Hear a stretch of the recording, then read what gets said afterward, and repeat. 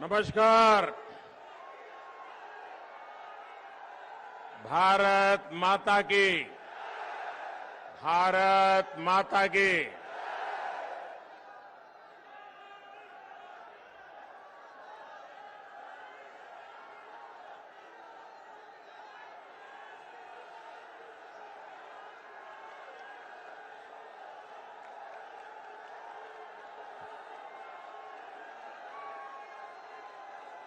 मैं सोच रहा था,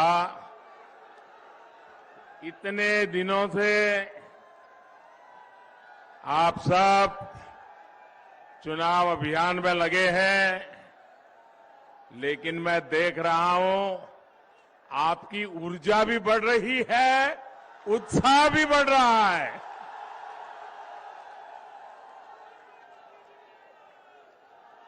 दिसंबर महीने में मैं कानपुर शहर में मेट्रो का लोकार्पण करने के लिए आया था और मैंने देखा हजारों हजारों लोग, माताएं बहनें मुझे आशीर्वाद देने के लिए आए हुए थे। आज कानपुर देहात भी हम सभी पर ऐसा ही स्नेह दिखा रहा है। आपका ये प्यार ही मुझे निरंतर प्रेरित करता है कि आपके लिए दिन रात मेहनत करो, दिन रात आपके लिए मैं खुद को खपाता रहूं। साथियों, कानपुर देहात बिठूर की इस पावन धरती में हमें गुरु परंपरा से लेकर आजादी तक हर प्रकार का जीवन में एक ललक, एक जोम, एक कमिटमेंट हमें नजर आता है। आज हमारे साथ जालौन के भी लोग वर्चुअली जुड़े हुए हैं। हाथ से बने रंग बिरंगे कागजों के लिए प्रसिद्ध जालौन की धरती को भी मैं प्रणाम करता हूं। साथियों, मैं कानपुर देहात का एक और वजह से बहुत आभारी हूं। कानपुर देहात ने अपने सपूत को देश के सर्वोच्च पद पर भेजा है।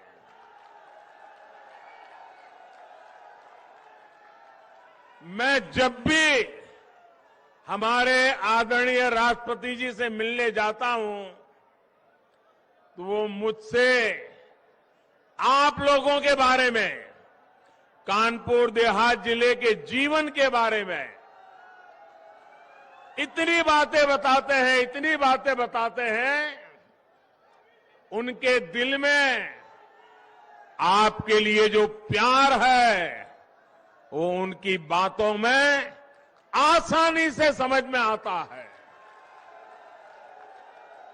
साथियों,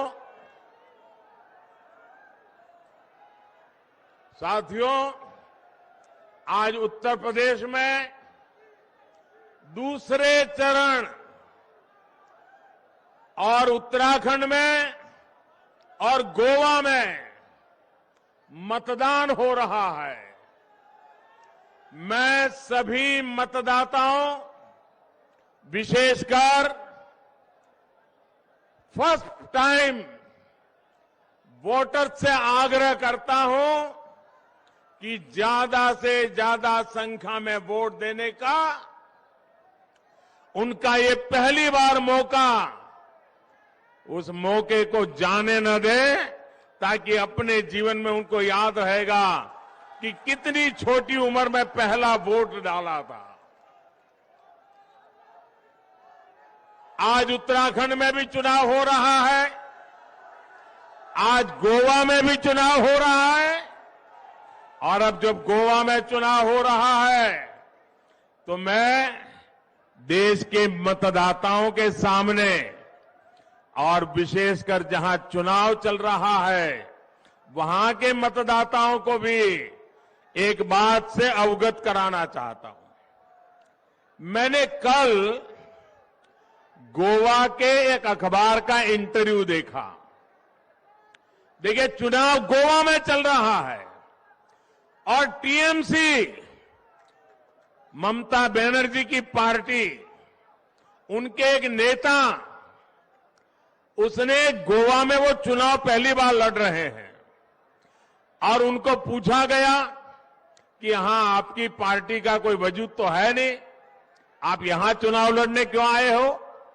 तो उन्होंने क्या जवाब दिया? वो जवाब देश के इलेक्शन कमीशन के लिए भी गौर करने जैसा है, हिंदुस्तान के मतदाताओं को भी गौर करने जैसा है, और मेरे उत्तर प्रदेश के मतदाताओं को भी गौर करने जैसा है। क्या जवाब दिया?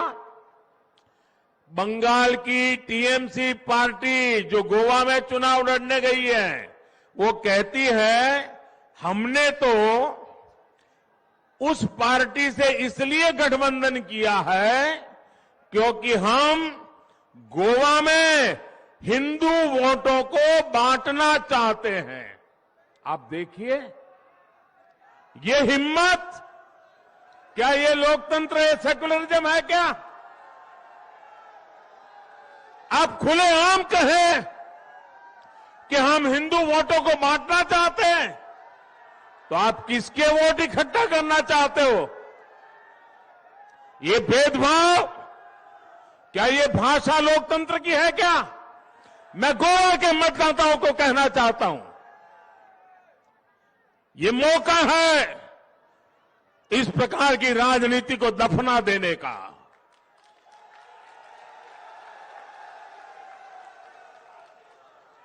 मेरे प्यारे साथियों,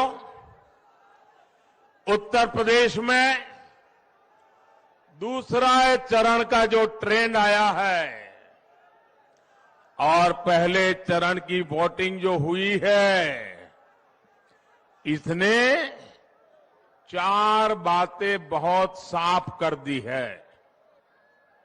पहला, भाजपा की सरकार, योगी जी की सरकार फिर से आ रही है,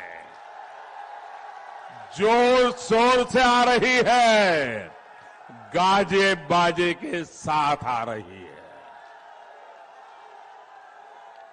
दूसरा, हर जाति, हर बिरादरी के लोग, हर वर्ग के लोग बिना बटे, गांव और शहर बिना बटे, आज बिना किसी भ्रम में पड़े एकजुट होकर यूपी के तेज विकास के लिए वोटिंग करके पहले फेज में बीजेपी को बहुत आगे बढ़ा दिया है, और दूसरा फेज भी बढ़ रहा है।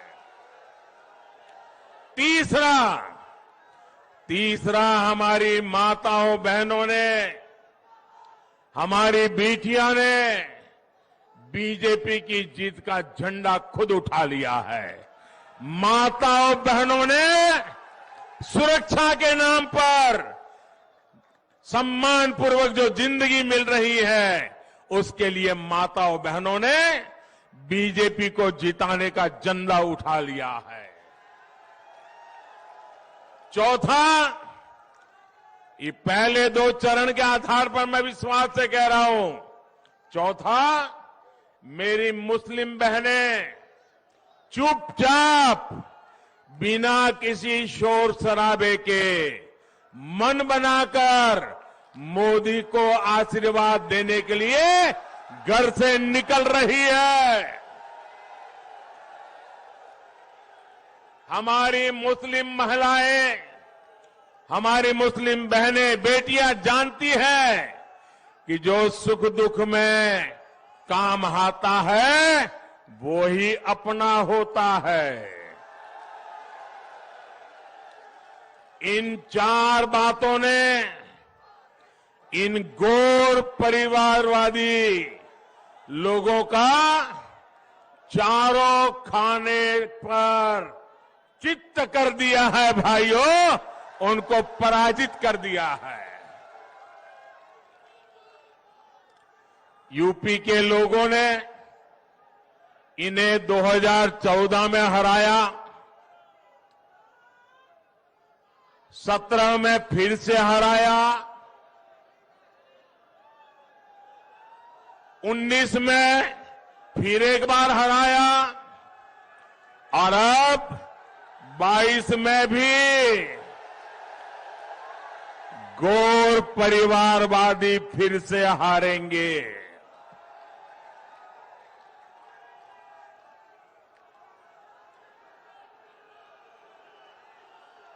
इस बार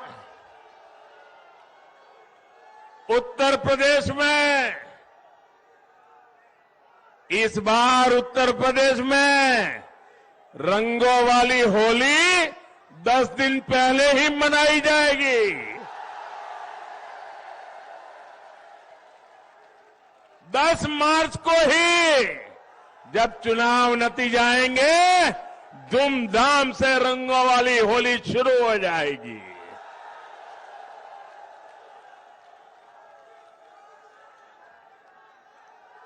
भाजपा की प्रचंड जीत की खुशी मनेगी।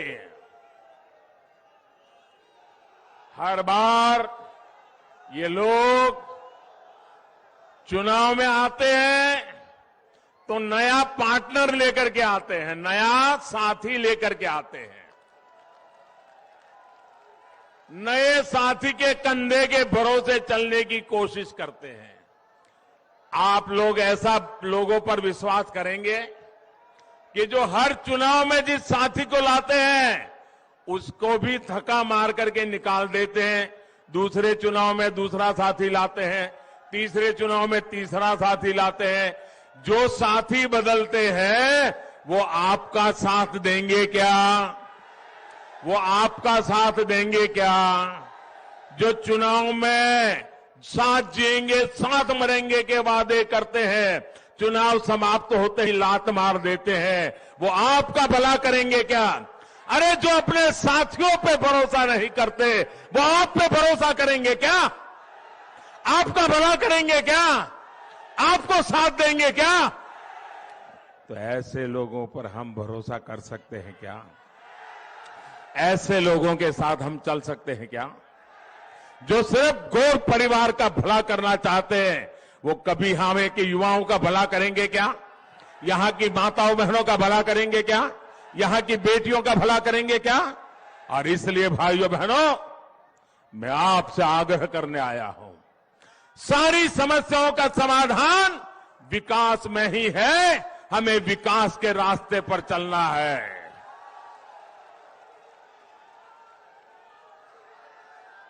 मतदाताओं को गुमराह करते हैं और पराजय के बाद में हार का ठिकरा जिसको साथ में ले आए हैं ना, उसी पे गले पर मर देते हैं जी। आप देखिए 10 मार्च के बाद कैसे ये लोग अपने नए साथी को कोसना शुरू करेंगे, दोनों एक दूसरे को तू मैं करेंगे। साथियों, पहले की सरकारों ने यूपी के सामर्थ्य के साथ इंसाफ नहीं किया। इन लोगों ने यूपी को लूटा, दिन रात लूटा और यहां के लोगों को अपराधियों, दंगाइयों, माफियाओं के हवाले कर दिया। ऐसा हुआ था कि नहीं हुआ था? आप ऐसी मुसीबतें में जीते थे कि नहीं जीते थे? असुरक्षा थी कि नहीं थी? इन लोगों ने तरीका ऐसा बनाया था कि परिवार के हर सदस्य को इनकी राज करने का तरीका मालूम है ना आपको? ये गोर परिवारवादी जब राज करते थे तो परिवार के सदस्यों को अलग अलग इलाका बांट देते थे। भतीजा इस जिले में से रुपये कमाएगा, भांजा यहां से लूटेगा, बहन उस इलाके की मालिक, चाचा उस इलाके का मालिक। उन्होंने इलाके बांट दिए थे कि नहीं? लूटने के तरीके खोज लिए थे कि नहीं? लोगों का भला करने के लिए नहीं, लूट करने की व्यवस्था बनाई थी कि नहीं बनाई थी? वही आपका एरिया लूट लो। भाइयों बहनों, इन लोगों का बस चलता, इन लोगों का बस चलता तो कानपुर और कानपुर की तरह ही यूपी के और शहरों में एक एक मोहल्ला माफियागंज के नाम से बना देंगे। क्या हर शहर में माफियागंज मोहल्ला चाहिए क्या? हर नगर में माफियागंज मोहल्ला चाहिए क्या? ये माफियाओं से मुक्ति चाहिए कि नहीं चाहिए? याद करिए, पहले किस तरह गरीब के, मध्यम वर्ग के, व्यापारी कारोबारी के घरों पर, जमीनों पर अवैध कब्जा हो जाता था। योगी जी की सरकार ने इन भू माफियाओं पर ऐसी शक्ति दिखाई कि उनकी माफियागिरी आखिरी सांसें गिन रही है। उनकी माफियागिरी आखिरी सांसें गिर रही है। अगर उनको सपा जैसा डॉक्टर मिल गया तो फिर से सांसें दौड़ने लग जाएगी। अब ये परिवारवादी इन माफियाओं को नई ताकत देने का बहाना ढूंढ रहे हैं, इसलिए उनको सरकार चाहिए। आपने देखा कि बीते कुछ दिनों में कितने ही वीडियो निकले हैं। आपने देखा होगा वीडियो, इनके गुंडों ने उनकी जो वीडियो आई है, उन्होंने पत्रकारों को भी छोड़ा नहीं है। भाइयों बहनों, पत्रकारों को भी बुरी तरह से पीटा है, क्योंकि उस पत्रकार ने सच बोलने की हिम्मत दिखाई है।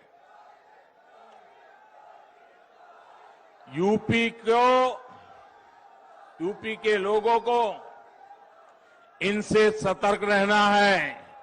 इन लोगों का सरकार भी लौटने नहीं देनी है। भाइयों और बहनों, गरीब का कल्याण,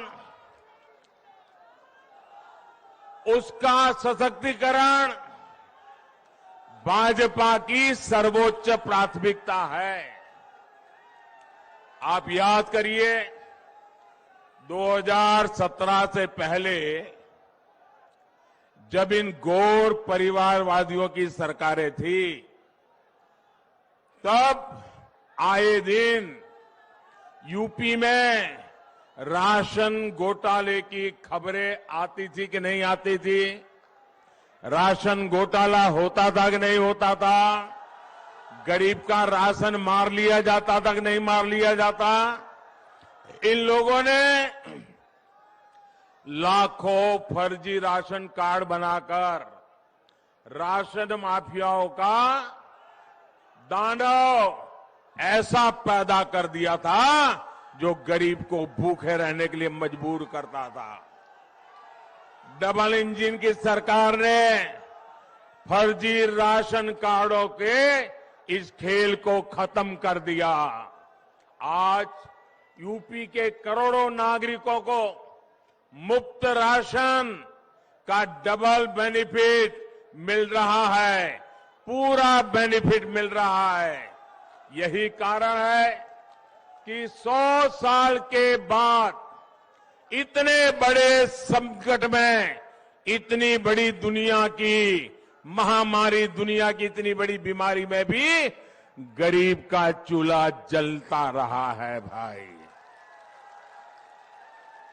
और मेरी माताओं बहनों, संकट अगर आ भी गए हैं, ये मोदी है, मेरी गरीब मां बहन का चूल्हा कभी बुझने नहीं देगा।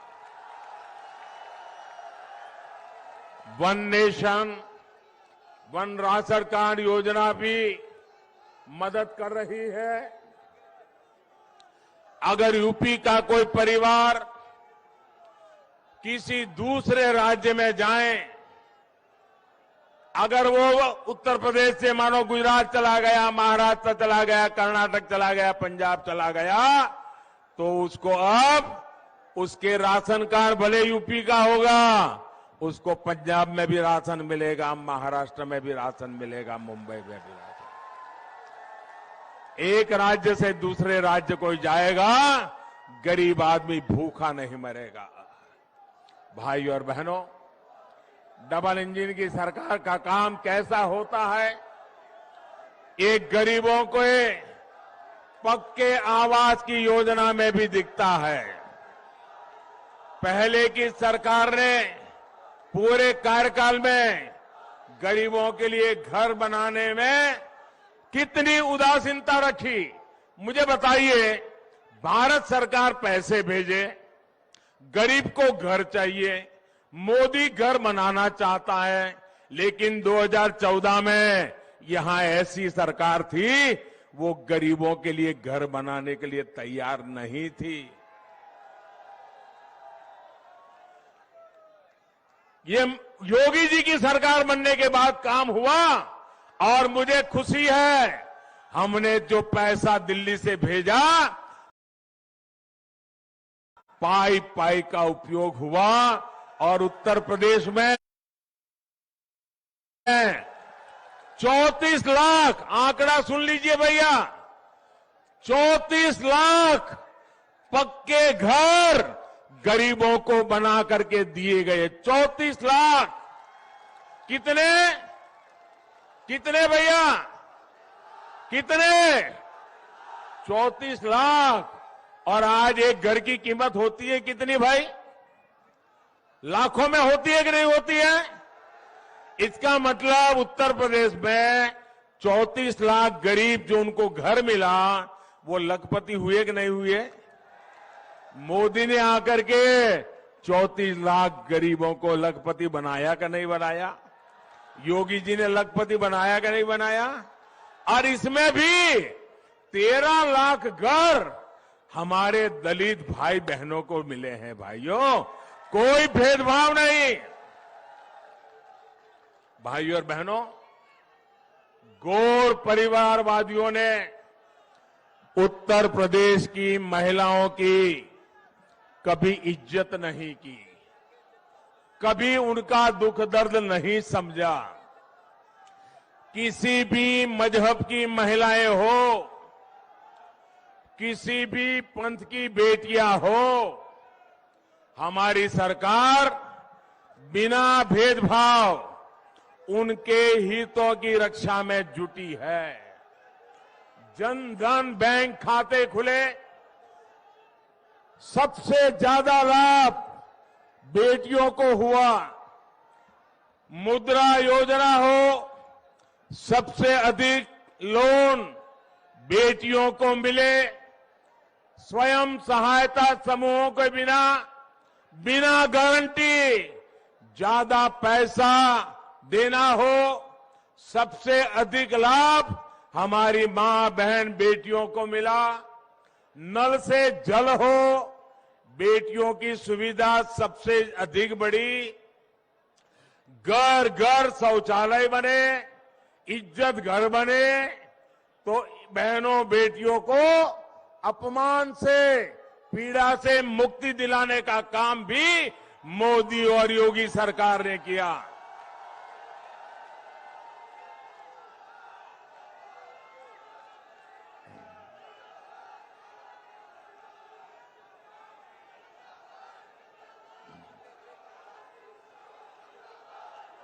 जिस पीएम आवास योजना के बारे में मैंने अभी बताया, उसमें जो घर दिए जा रहे हैं, उसमें ज्यादातर महिलाओं के ही नाम, और सबसे बड़ी बात, योगी जी की सरकार की शक्ति से मनचलों, गुंडों, दबंगों, दंगाइयों में जो डर पैदा हुआ है, वो हमारी बहन बेटियों के हौसले को बुलंद करने में बहुत उपयोगी है। और इसलिए यूपी की हर बहन बेटी कह रही है, यूपी के लिए योगी उपयोगी है। और साथियों, महिलाओं के लिए जो काम हमारी सरकार ने किया है, उसकी बहुत बड़ी लाभार्थी मुस्लिम बहन बेटियां भी हैं। हमारी मुस्लिम बेटियों को भी पढ़ाई के लिए जाते समय रास्ते के मनचलों की वजह से बहुत दिक्कत होती थी। जब यूपी में अपराधी कंट्रोल में आए, तो इसका लाभ मुस्लिम बहन बेटियों को भी मिला। मुझे खुशी है कि पिछले 7 सालों में स्कूल में, कॉलेजों में मुस्लिम बेटियों की संख्या भी बढ़ रही है। मेरा निरंतर प्रयास रहा है कि कैसे अपनी मुस्लिम बहन बेटियों का जीवन मैं आसान बना सकूं। आप कल्पना कर सकते हैं, आप जरा कल्पना करिए, हर पुरुष कल्पना करे। मैं जो बात बताता हूं, मैं मुसलमान पुरुषों की भी कहता हूं, आप जरा कल्पना कीजिए, मायके से अगर औरत खाली हाथ लौटती है तो फटाक से 3 तलाक दे दिया जाए। ससुराल से पत्नी बाइक लेकर के नहीं भाई, तो 3 तलाक दे दी जाए। ससुराल से अपनी पत्नी सोने की चेन लेकर के नहीं आई, तो 3 तलाक दे दो। घड़ी मंगवाई, घड़ी नहीं आई, 3 तलाक दे दो। मोबाइल मंगवाया, मोबाइल नहीं आया, 3 तलाक दे दो। कोई भी छोटी सी बात पर तलाक तलाक तलाक कहकर मुस्लिम महिलाओं का पूरा जीवन बर्बाद हो जाता था। और सिर्फ उस मुस्लिम महिला का ही नहीं, आप उस बेटी के पिता का दर्द समझिए, उस बेटी की मां का दर्द समझिए। जब बेटी वापस चली आए तो उसके मन पर कितनी गुजरती होगी। वो हमेशा इस डर में जीती थी कि कहीं बेटी 3 तलाक न हो जाए। साथियों, आज देश की हर मुस्लिम बहन बेटी के पास 3 तलाक के खिलाफ कानून की सुरक्षा हमने दी है। एक रिपोर्ट में सामने आया है, 3 तलाक का कानून बनने के बाद यूपी की हजारों बेटियों का घर टूटने से बचा है, तबाह होने से बचा है। मेरी बहन बेटियां बच गई है और उनके मायके वाले भी बच गए हैं।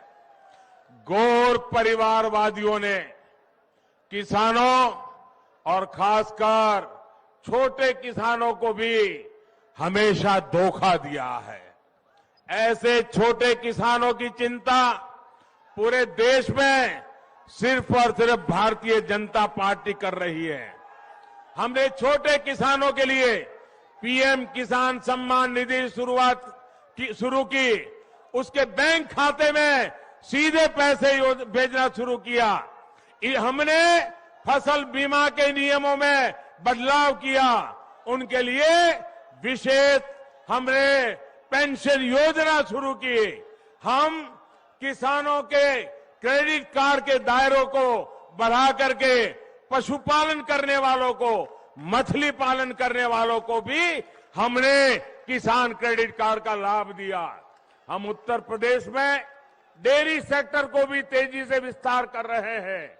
ये डेयरी प्लांट अपनी बिजली की जरूरत गोबर से बनी बायोगैस से पूरी कर सके, इसकी भी व्यवस्था की जा रही है। इससे किसान को आय का एक और अतिरिक्त विकल्प मिलेगा और दूध न देने वाले पशुओं का उनको गोबर बेच करके भी कमाई का एक नया विकल्प हम पूरे उत्तर प्रदेश में देने जा रहे हैं। बूढ़ा पशु भी किसान को, पशुपालक को आय कराएगा। योगी जी की सरकार पहले ही ऐसे बेसहारा पशुओं के लिए गौशालाओं के निर्माण में पूरी ईमानदारी से काम कर रही है।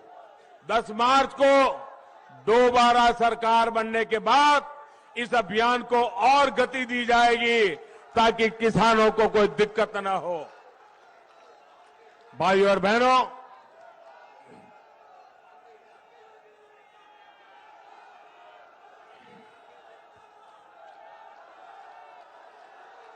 गन्ना किसानों के हितों को ध्यान में रखते हुए हमारी सरकार बायोफ्यूल के इस्तेमाल को भी लगातार बढ़ा रही है। यूपी के किसानों को हजारों सोलर पंप ये भी हम मुहैया करा रहे हैं। जब खेत में ही सोलर पावर से बिजली पैदा होगी तो आप अंदाज कर सकते हैं कि किसान का कितना लाभ होने वाला है, कितना पैसा बचने वाला है। हमारी कोशिश है हमारा अन्नदाता ऊर्जा दाता भी बने, इसके लिए भी हम काम कर रहे हैं। इस बार भाजपा ने संकल्प पत्र जारी किया है, उसमें भी बिजली से लेकर खेती किसानी से जुड़े बड़े संकल्प लिए गए हैं। 10 मार्च को सरकार बनने के बाद इन संकल्पों पर तेजी से काम किया जाएगा। भाजपा सरकार गंगा जी के किनारे बसे लोगों में प्राकृतिक खेती, केमिकल फ्री खेती को भी प्रोत्साहन दे रही है। भाइयों और बहनों, आज भाजपा की डबल इंजन सरकार यूपी को आधुनिक सुविधाएं देने में भी जान से जुटी हुई है। आप सोचिए, अगर इनकी सरकार होती तो यहां से गुजरने वाले यहां पर जो डेडिकेटेड फ्रेट कॉरिडोर इतनी तेजी से आगे बढ़ता क्या? अगर इनकी सरकार होती तो क्या Purvanchal express way, Bundelkhand express way इतनी तेजी से काम कर पाता क्या? कोरोना काल में भी कानपुर मेट्रो पर कितनी तेजी से काम किया गया, ये आपने भी देखा है। इनके रहते क्या यहां डिफेंस कॉरिडोर के निर्माण संभव हो पाते? इन लोगों ने जो फिरौती का, गुंडागर्दी का, कर्फ्यू का माहौल यहां बनाया था, दंगों का माहौल यहां बनाया था, लगभग कौन यहां निवेश करने आता?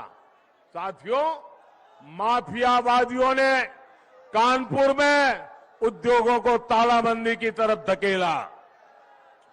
डबल इंजन सरकार कानपुर में मेगा लेदर पार्क बना रही है। जो पहले सरकारों में थे, इन्होंने विदेशी आयात को प्राथमिकता देकर जालौन के कागज उद्योग को भी बर्बाद कर दिया था। लेकिन योगी जी की सरकार ने कागज उद्योग के साथ साथ जालौन के मटर को भी वैश्विक पहचान दिलाने के लिए कदम उठाए हैं।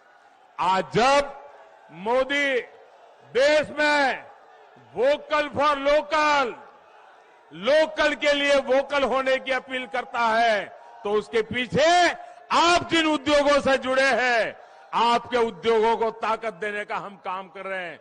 कुटीर उद्योगों का सामर्थ्य बढ़ाने के लिए काम कर रहे हैं। सबका साथ, सबका विकास, यही हमारा मंत्र है, यही हमारा संकल्प है। लेकिन इसके लिए सबका प्रयास भी आवश्यक है। आपके एक एक वोट का योगदान बहुत आवश्यक है। इसलिए याद रखिए भाइयों बहनों, आज इस सभा के बाद आप घर घर जाएंगे।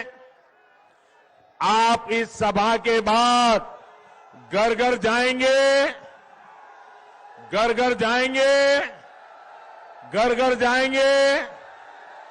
हर परिवार को मतदान के लिए समझाएंगे, ज्यादा से ज्यादा मतदान करवाएंगे, भाजपा के कमल पे वोट डलवाएंगे,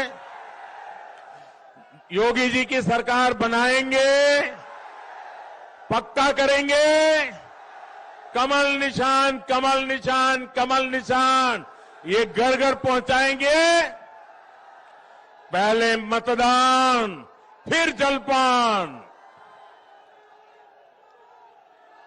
और कोई काम पहले नहीं करेंगे, पहले मतदान करेंगे। आप सबका बहुत बहुत आभार, बहुत बहुत धन्यवाद। भारत माता की, भारत माता की, भारत माता की।